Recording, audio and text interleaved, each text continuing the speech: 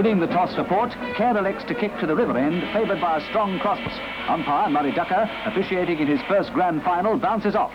Beat attack through Clark, who kicks to the forward pocket. Trevor Obst intercepts, gain possession, and breaks away to clear for Port.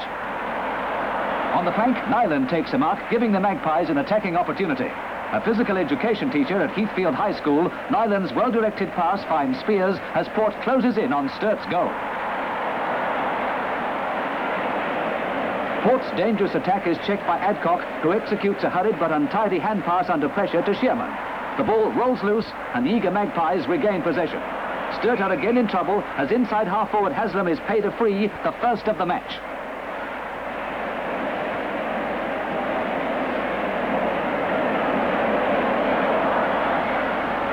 Haslam's shot is on target, and after just 1 minute's play, Port scores the opening goal. They lead 6 points to 0.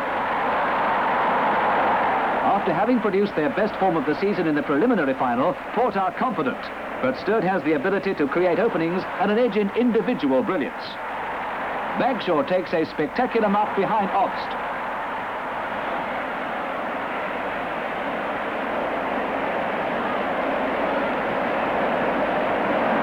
Intercepting Bagshaw's pass, Nyland marks to turn the attack in a thrilling opening period. The teams are still in the settling down process as players feel the tension of the occasion. Again, Bagshaw marks strongly in defence from Nyland's kick.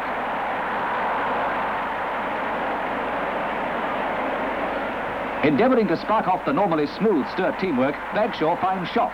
A 1966 All-Australian centre-halfback, Schoff's experience should be a big asset to Sturt, but even he is apparently feeling Grand Final nerves, and his kick is marked by Teeley. Still, Port are unable to find a weakness in Sturt's defence. Brilliant in the air, Broadbridge pulls down a mark in front of Swars within goal-kicking range.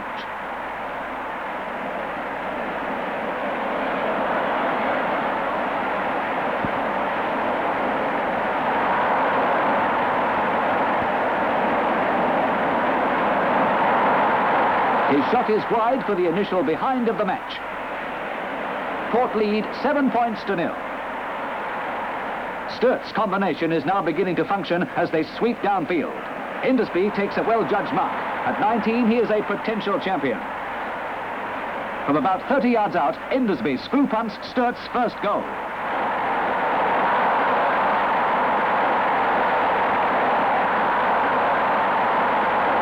Port lead 8 points to 6.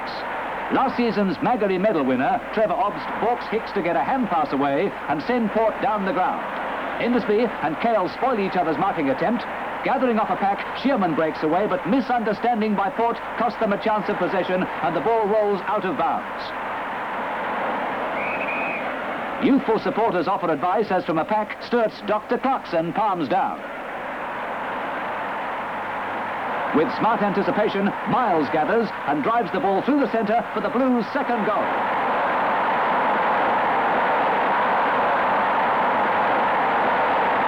Port's pressure on Sturt's defence brings about some expensive fumbling. Cleverly reading the bounce of the ball, Kale gathers and kicks for Potter, who outmanoeuvres Adcock to mark strongly.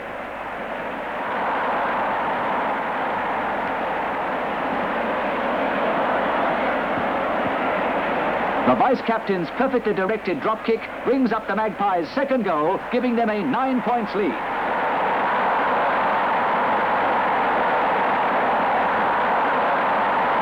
It's 22-13.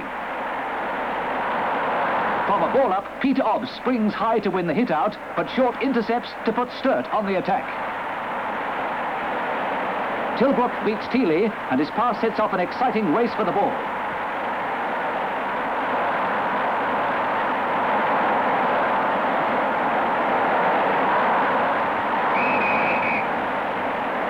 Endersbee's speed gains him possession, and he's paid a free from Obst's illegal tackle. The position, about 30 yards out, is almost identical to the one from which Endersbee kicked an earlier goal. Another back screw punt and another goal, his second and Sturt's third. 3 points the difference in Port's favour, 22-19. Sturt's tallest player, Clarkson, wins a hit out from Salmon. Light and Hicks sprint after the ball, with Hicks gaining possession. His perfect pass is marked by Chesil, and Sturt has a chance to go.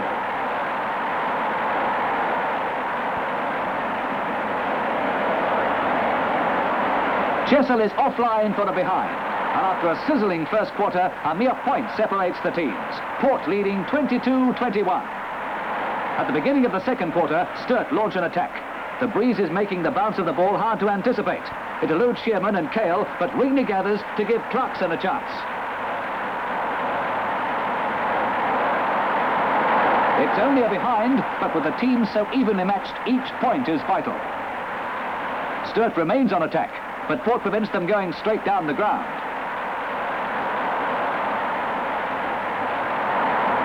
Tilbrook is paid a free. Teely is again penalised, so too is Leal. And Tilbrook advances 30 yards to within easy kicking range. The consistent Tilbrook capitalises on his advantage, and it's a goal. Sturt lead 28 points to 22. Port wins the hit-out, and Kale sends the ball forward. Keen defence causes some untidy ground play. Port gain possession, but Spears' pass is intercepted by the speedy Double Blues. They are back on attack.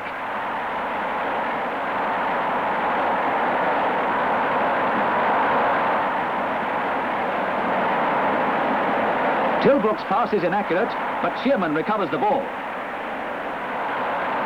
A strong hand pass to Schoff, and Port's defences are put to a severe test.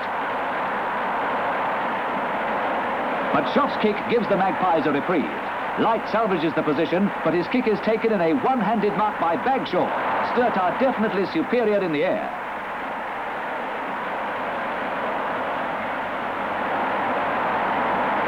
Up they go in a pack, but handling is uncertain as players hurl themselves in fearlessly.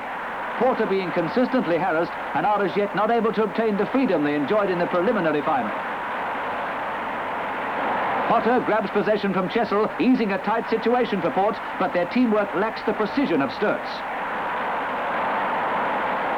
A chance for the Double Blues as Chesil's pass is marked by Shearman.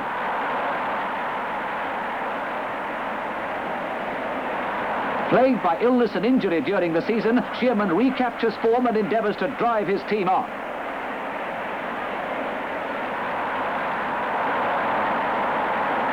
His kick is wide of the centre, but through for a behind. Sturt are failing to convert chances. They've had many more than Port. Potter frequently tries to drive Port forward. Adcock spoils Leal's attempt to mark, and with better understanding, the pacey Blues seize the advantage. Port's torrid defence is untiring as their goal is being continually threatened by the enterprising Blues.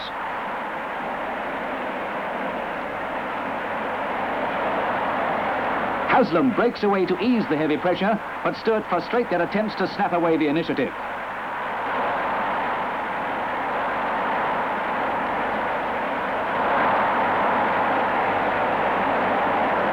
Trevor Obst and 9 years younger Endersbee wage a torrid battle. Obst is paid a free.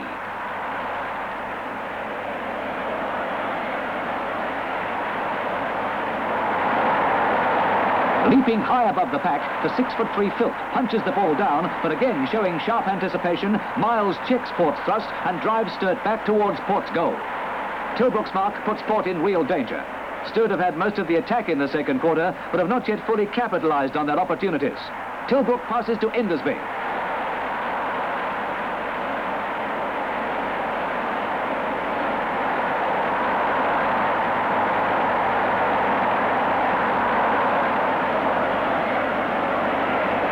Endersbee's shot is wide for a behind as again Sturt failed to convert a chance. Their lead is increased to 8 points, 30-22. Port make changes to key positions. Broadbridge is at full forward, Yeo is on a flank, and Ebert at centre half forward. Ebert gathers to put the Magpies on attack. Leal maintains the thrust and passes to Spears, who marks in front of Murphy. This is Port's best chance of the quarter, in which they've been scoreless for 20 minutes. Spears sends the ball flying through the centre, his first and Port's fourth goal. The Magpies badly needed that one and are right back in the game.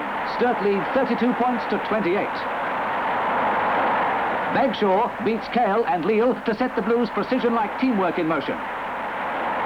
Chessel to Martin, and Port's defence is broken. Martin to Schoff, and it's a goal.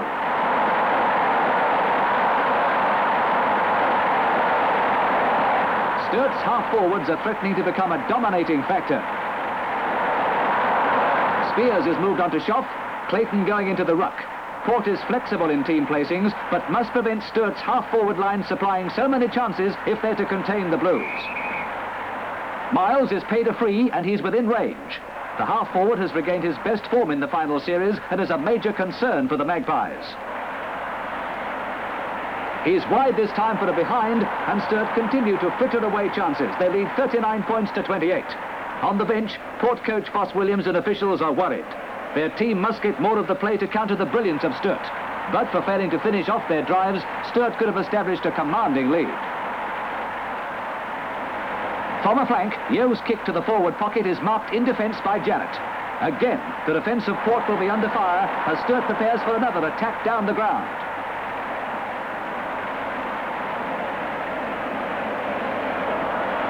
The breeze is still affecting the bounce of the ball, and the tenacious Magpies contest possession. They are determined to lift their game.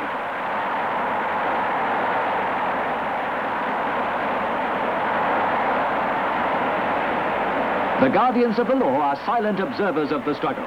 Clarkson wins the hit-out, but Haslam snares possession. He's tackled by Chessel, and a poorly directed pass is swooped upon by Endersbee. He snaps a behind to increase Sturt's lead to 13 points. It's 41 to 28. Kale's kick is intercepted by Bagshaw, and playing on, he drives the ball forward. But an opportunity is lost when the fiery Endersbee illegally tackles Trevor Obst, who is paid a free. The finish of the quarter is imminent.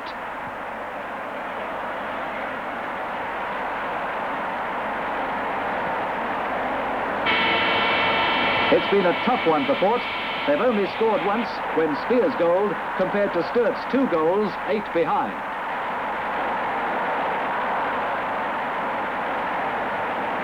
At half-time, the Magpies trail by 13 points, 41 to 28. Port revert to their original lineup in the third quarter. Broadbridge sends Port into attack, but Swars intercepts to turn them back.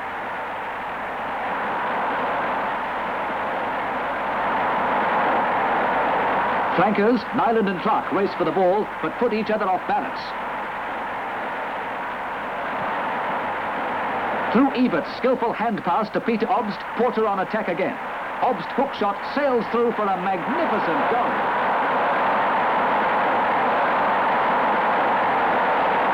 A valuable 6-pointer for the Magpies, taking them to within 7 of Sturt. It's 41 points to 34. Port needs to apply additional pressure to loosen the grip Sturt applied to the game in the second quarter. Lapses could prove disastrous. Murphy's mark regains the initiative for the double Blues, and this spells trouble for Port.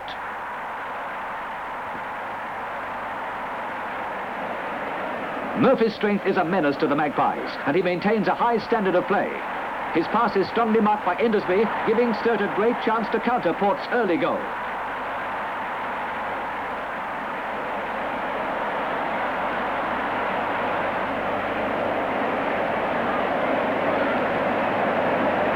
Endersbee has already kicked 2, and he's right on target for his 3rd. Sturt leads 47 points to 34. From a throw-in, Clarkson and Salmon contest the knockout. Taking advantage of every opportunity, Sturt are positive in their method, but Port continue to defend stoutly. Philp gathers to turn Sturt back, but the Magpies' teamwork is disjointed. Hicks dashes in, endeavouring to clear the danger zone, but the better positioned Blues are persistent, and Rigney flashes towards the square. His kick flies right across the face of the goal to go out of bounds, bringing sighs of relief from Port supporters. But not for long, as Sturt strike again through the speedy Tilbrook.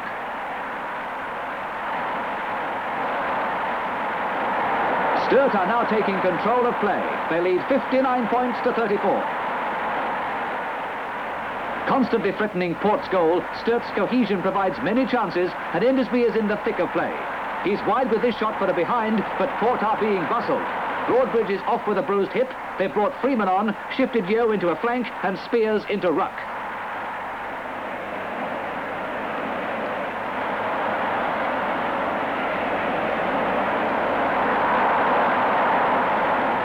Port's passing is often astray in their struggle to drive the ball downfield. They give Sturt chances to retain pressure and at the same time add to the worries of their heavily taxed defence. Using his pace to telling effect, Leal breaks away. His kick is marked by Freeman in front of Jarrett. A chance for Port.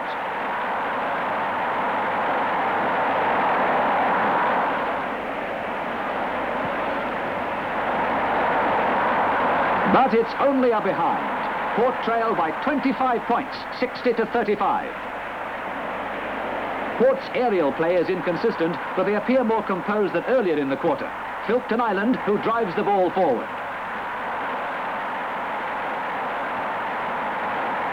Freeman marks, but is floored by Murphy. Peter Obst moves in to register his disapproval. His challenge is accepted by Murphy as players converge on the trouble spot.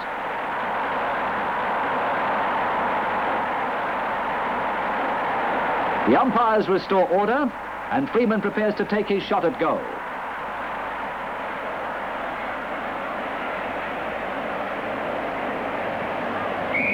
Sturt are penalised a further 15 yards for interference, and Freeman advances to a spot just outside the square at a point-blank range. This is one he just can't miss.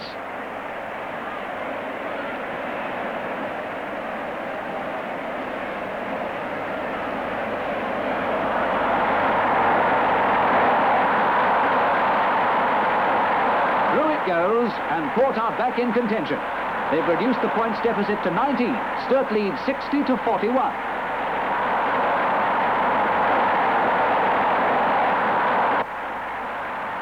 Their hopes are dented almost immediately as Sturt come back strongly.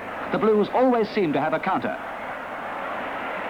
Clarkson is a thorn in the Magpies' side. His keenly directed kick towards the square is gathered off a pack by Endersbee, and the teenager snaps another goal, his fourth.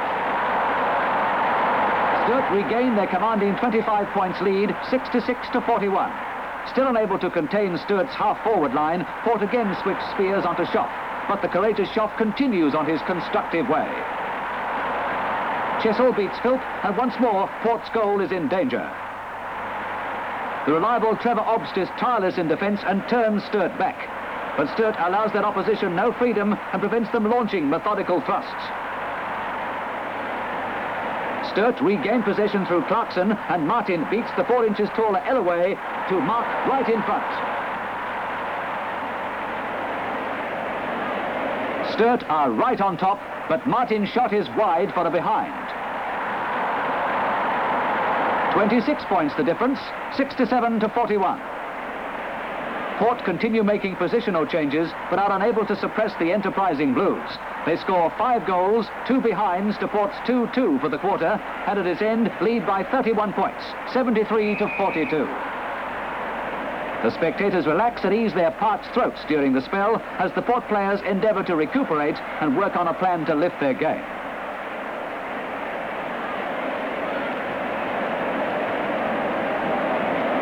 Coach Foss Williams leaves no doubt as to his feelings.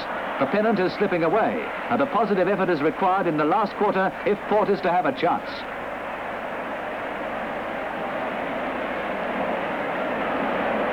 Sturt's Jack Oatey has already set a precedent, being the only coach to take the Double Blues to successive premierships. He wants another and warns against complacency.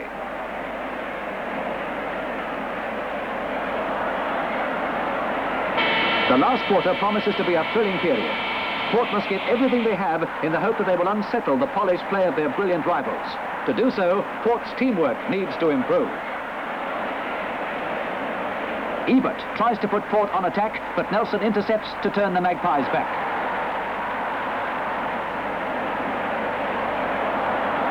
Airy breaks clear to recover possession for Port. Dashing after the ball, he drives it upfield, but through lack of anticipation, the movement becomes disjointed. A sharper edge in thrust is vital if the Magpies are to threaten Sturt's hold on the match. Gathering off a pack, Leal kicks for Freeman. The big fellow is unable to control the bounce, and Bagshaw is away again.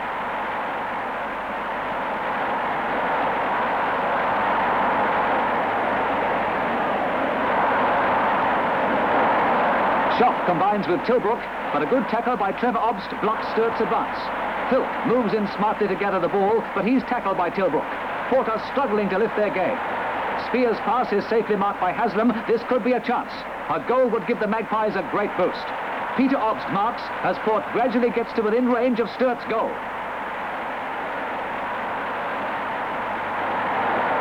Obst's accurate kick in Neil, who beats Wars to snap a goal.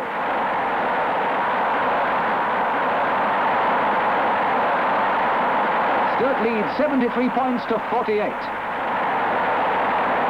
From the centre bounce, Hicks gathers off a pack to send Sturt into attack. On to Schoff. The half-forward shot is wide for the behind.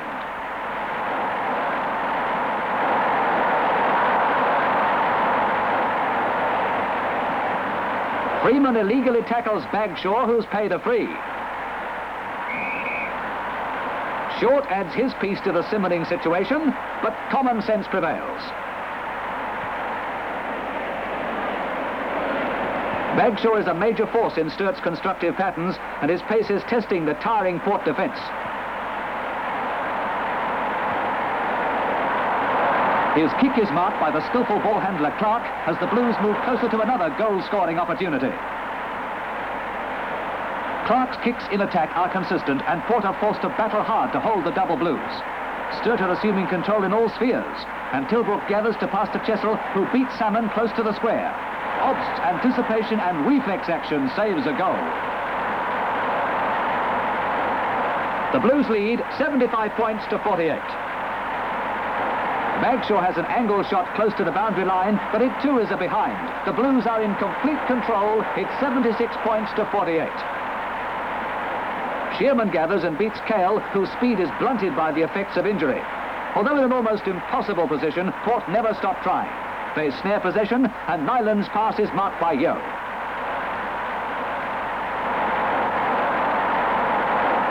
He plays on and kicks to Freeman's lead. Outpacing Jarrett, Freeman marks. His kick is wide of centre for a behind. It's not Port's day. They still trail by 27 points. Sturt 76 to 49. Port are unable to get the necessary lift to threaten Sturt's superiority. The Blues half-forwards continue harassing the defence.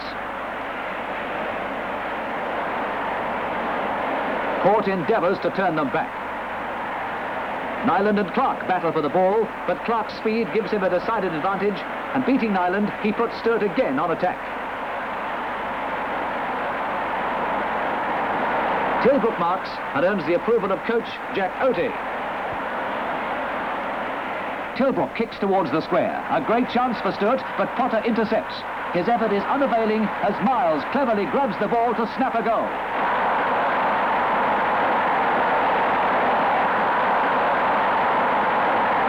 Trevor Obst strives to take Port out of defence into attack. The Magpies are fighting a lost cause, but battle on gamely. Sturt's ground play is sound, and Short passes to Rigney. The rugged little rover passes to Schoff, who's at the peak of his form. Schoff's pass is marked by Martin in front of Ellaway, and it's yet another chance for Sturt.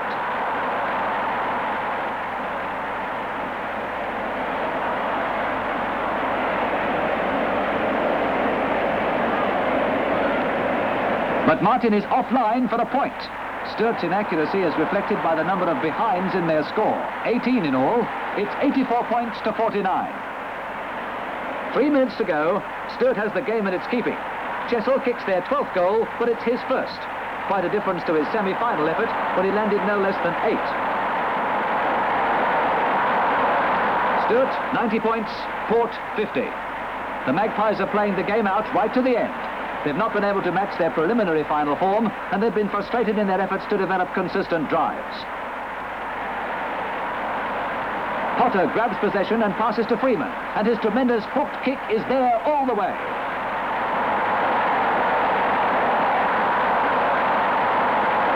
Trevor Obst again. His strength and experience have stood out on a losing side.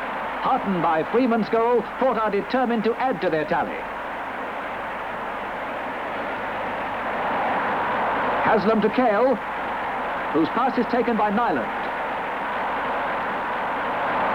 A drop kick on the run, and it's another goal to Port.